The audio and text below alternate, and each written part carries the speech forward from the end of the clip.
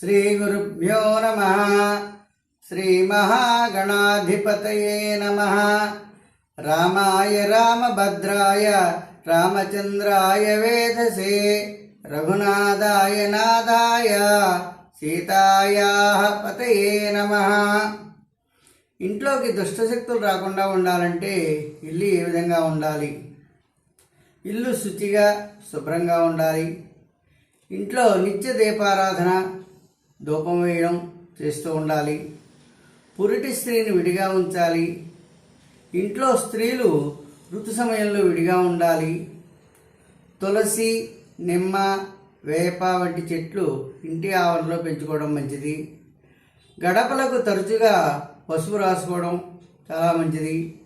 ఇంట్లో రామాయణం, భారతం, భాగవతం వంటి గ్రంథాలు ఉండాలి. వాటిని తరచుగా పారాయణ చేస్తూ ఉండడం కానీ లేదా తరచుగా చదువుతూ ఉండడం కానీ చేయడం వల్ల మనకి ఇంట్లోకి దుష్టశక్తులు రావు.